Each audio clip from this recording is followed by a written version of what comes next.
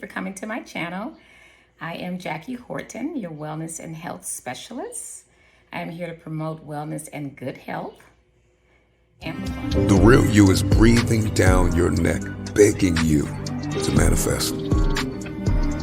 It's got to be a lifestyle change. When you shift your paradigm, when you shift your thinking, only then what you see in your head, you will hold in your hand. Hello, and welcome to Thursday, Life Coaching Thursday. I am Jackie Horton, your wellness and health specialist. I am here to promote wellness and good health, to amplify those lifestyle strategies for good health and wellness, and to also uplift those things that we are doing each day and to build upon them. So I'm finishing my series on life coaching, and I'm using my own life to sort of break down how, my life sort of evolved over the years and how I became who I am. So I was listening to a Bible study, virtual Bible study with Pastor Rick Pena, and I love this quote that he created. I am predestined for God's purpose. And I do think there are predestined steps that we are already in once we are here on earth. And it's just a matter of us allowing the touch and the ushering of the Spirit, if you're a faith believer, to sort of continue to lead us on that path. But for me, what it brought up was from middle school to high school, I like to call those periods the defining moments, and also the path for destination. And because you start to hear more about what your plan is for the future, you start to be able to talk about what your plan is for the future and what you would like to contribute to society, as you grow into adulthood. So one of the things that I thought about was when I first started to dance, real like structured dance. I was in high school. I always wanted to dance, but things sort of took place where it did not allow me to do that. And once I got into a performance arts high school, I started to notice two things as I reflect on myself. One is that I was always interested in people and interested in myself and trying to figure out how to kind of make things work. And then I also saw dance, and I preferred ballet, but I have been introduced and exposed to all forms as a form of just wonderful expression, to come out of yourselves and to be something or be somebody that you aren't.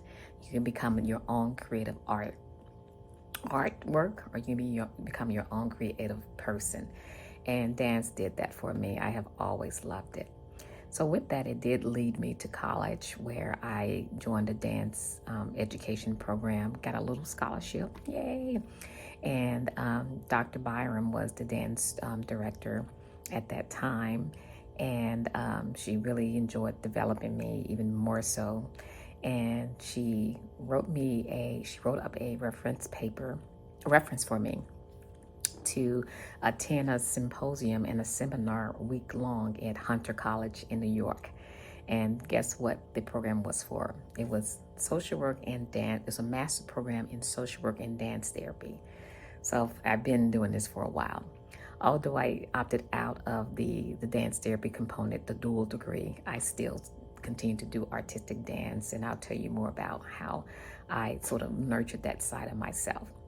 But I did stay in the framework of social work. And while I was in undergrad at University of Tennessee at Martin, there were two professors. I think one was a philosophy professor. I think it was philosophy and religion. And the second one was, I think, psychology and social work. I can't remember. They both were African American. And they taught me so much about how to look at the world from a broader perspective rather than a one-on-one interaction or from your own family lineage. Okay. And it was great. They posed different questions around race, class, gender, religion. And it was, in some ways, I was sort of intimidated by them, because I'm like, I may need to put my little black stuff on a little bit more. That's a long story with that. But yeah, so I was, they really impressed me. And I thank God for my experience with all three of those professors. When I was getting ready for grad school, I knew I wanted to go to a social work school that offered community organizing and development and not so much clinical one-on-one therapy sessions, but I'm glad I did do that. And between the University of Chicago, the University of Richmond, and Howard University, I focused on Howard University. And Howard University did give me even wider perspective on law and people and policy and community organization. Surprisingly, that's what my focus would have been. But anyway, and when alongside that, I had fun continuing to dance. I danced with River City Ballet under Carlton Johnson. I love him so much. And then when I got to DC, I started to do little small auditions with different companies here.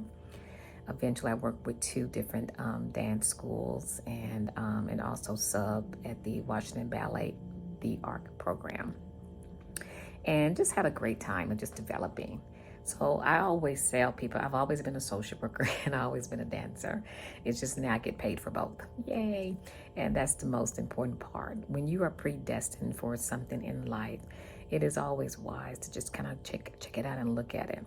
I will tell you completely that it did not come with some struggles, some obstacles, some milestones, but I can tell you each one of those things continued to be a building block for me, but also brought me to a place of self-awareness and a self-appreciation. I think people think self-value, but I'm thinking self-appreciation for my journey. And so it's no surprise that I'm still being a social worker in some capacity, whether it's therapy, whether it's community organizing, whether it's coaching, which is, can be intertwined into my therapy and social work practice, and also doing something with movement. Although I don't dance anymore or even teach it anymore, I still try to promote health moves. And so in 2024, I will be doing a little bit more variety of movement that includes, trained dancing, just for the fun of it, and encouraging other dancers in my age group who may want to. So without any more information, I want to thank you for joining me for this life coaching series about my life. And I would love to hear more about you all. And know that you've been predestined. If you listen to the call and decide to take up the call, I think you're probably going to be where you want to be. As I've always said, you can always be what you had hoped to be. Now, that's a little bit different than George Eliot's version of it, but I do get the message, and I did transform and become everything that I always thought I wanted to be. And I thank God for that. You have a great day, and I'll see you tomorrow for Village Circle.